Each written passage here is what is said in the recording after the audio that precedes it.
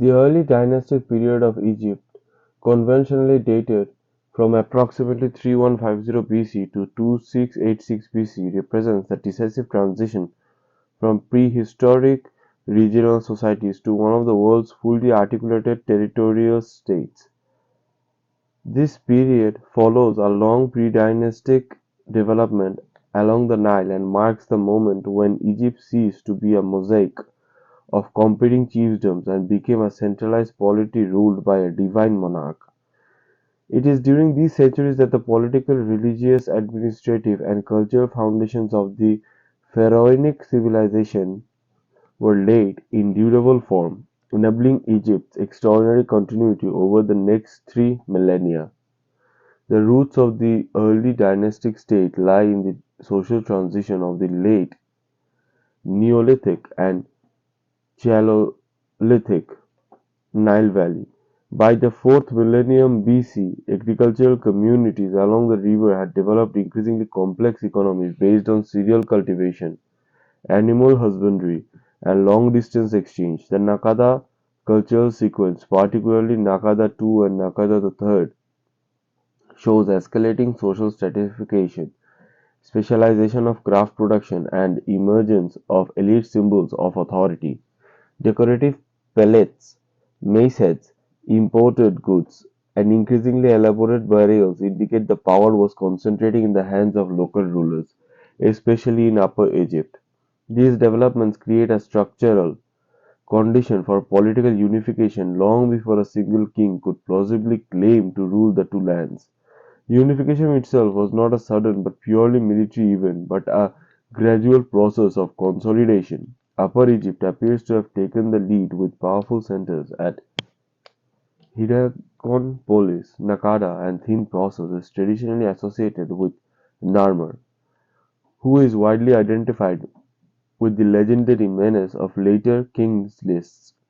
The famous Narmer palette depicts a ruler wearing both the white crown of Upper Egypt and red crown of Lower Egypt, symbolizing sovereignty over a unified realm. Whether Narmer was the sole architect of unification or the culmination figure in a longer sequence, his reign stands as powerfully ideological marker for the birth of the Egyptian state. With the first dynasty, the focus of local powers shifted from southern heartlands to the north, where Memphis was established as the administrative capital, strategically located at the junction of the Nile Valley and the Delta. Memphis allowed the king to control agricultural production, trade routes, and population centers across both regions. While Memphis served as the political nerve center, Abydos in the Upper Egypt remained a crucial religious funeral site.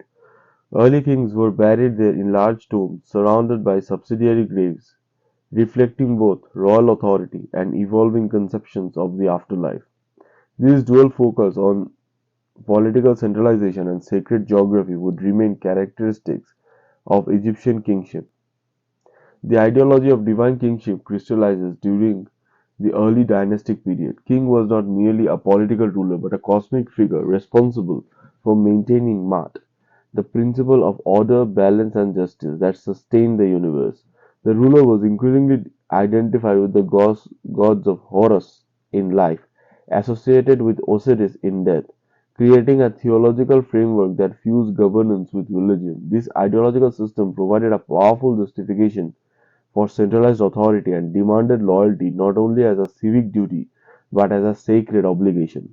The concept of Egypt as a land of as the two lands reinforced this worldview by framing unity as the natural and divinely sanctioned state of affairs. Administrative structure expanded rapidly as the demand of statehood increased. Early dynastic rulers oversaw the development of national bureaucracy served by locals and officials responsible for taxation, storage, labor organization, provincial governance, royal administration, managed agricultural surpluses, coordinated large-scale building projects, and maintained order across a growing territory. Local elites were either integrated into the state apparatus or marginalized, ensuring that power flowed outward from the king. The appointment of governors and the establishment of administrative districts laid the groundwork for the later, more elaborate provincial systems of the Old Kingdom. One of the most consequential innovations of the period was the formalization of writing. Egyptian hieroglyphics, which began as symbolic notations with goods and qualities as well as quantities, evolved into a flexible system capable of recording names, titles, rituals, historical events. Writing served practical administration needs, allowing the state to track sources, assert control, but it also came as a tool of ideology. Royal names were enclosed in serex, architectural frames topped by Horus falcon, visual linking the king to divine authority. By the end of the Second Dynasty, hieroglyphic writing had expanded to hundreds of signs, forming the basis of one of the world's longest lived writing traditions. Material culture during the early dynastic period reveals a process of standardization that would define Egyptian civilization. Artistic conventions began to solidify, emphasizing clarity, hierarchy, and symbolic representation over naturalistic detail. Human figures were rendered according to the strict rules that combined social status and cosmic order. Architecture initially relied on mud brick and wood, adopted increasing momentum forms, particularly in the elite funerary context. The mastaba tomb, with its rectangular superstructure and subterranean burial chamber, emerged as the prototype of later pyramid complexes, demonstrating how early innovation shaped subsequent agricultural as well as architectural achievements. Funerary practices provide critical insight into social differentiation and religious belief. While non-elite burials continued earlier traditions with modest grave goods, elite and royal tombs grew more elaborate, reflecting both wealth and evolving conceptions of the afterlife.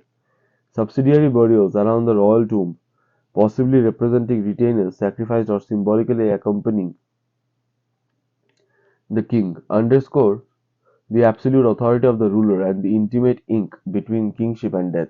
These practices gradually declined, but they illustrate the extremes of early power state and the ideological weight attached to the monarch's person. The early dynastic state was not inward looking. Archaeological evidence attests to Egyptian presence and influence beyond the Nile Valley, particularly in southern Canaan and lower Nubia. Egyptian style architecture, pottery, seals, inscriptions found in these regions suggest colonization, trade outposts, or direct political control. These external engagements were motivated by access to resources such as timber, metals, stones, and luxury goods, as well as desire to secure Egypt's frontiers. Although not imperial in the later New Kingdom sense, these activities reveal an early awareness of geopolitical strategy and economic expansion. Dynastic continuity during this period was not without tension. The Second Dynasty in particular shows signs of internal conflict, religious experimentation, and possibly regional division. The reign of Khase Khemui, the last king of the Second Dynasty, appears to have resolved this crisis through renewed centralization and symbolic reconciliation of rival factions. His monuments emphasize unity and restored order, preparing the way for the more stable and monumental phase that followed. The close of the early dynastic period thus represents not a collapse but a successful consolidation of state institutions. The transition into the Old Kingdom was marked by continuity rather than rupture. Administrative practices, religious concepts, artistic conventions, and agricultural as well as architectural forms developed during the early dynastic period were defined and expanded, culminating in the construction of pyramids and the emergence of the highly centralized and enduring state. Without the experiments and institutional groundwork of the early dynastic era, the achievements of the Old Kingdom would have been impossible. In this sense, the early dynastic period stands as the crucible in which pharaonic civilization was forged. In historical perspective, the early dynastic period occupies a central position as one of the earliest examples of successful large-scale state formation. Its ruler created a system capable of integrating diverse regions, mobilizing vast resources, sustaining ideological legitimacy over centuries. The combination of geography, economic organization, religious ideology, administrative innovation produced a civilization of remarkable resilience. The patterns established between 3150 and 2686 BC didn't merely shape early Egypt, they defined the essential character of ancient Egyptian civilization for the next 3000 years.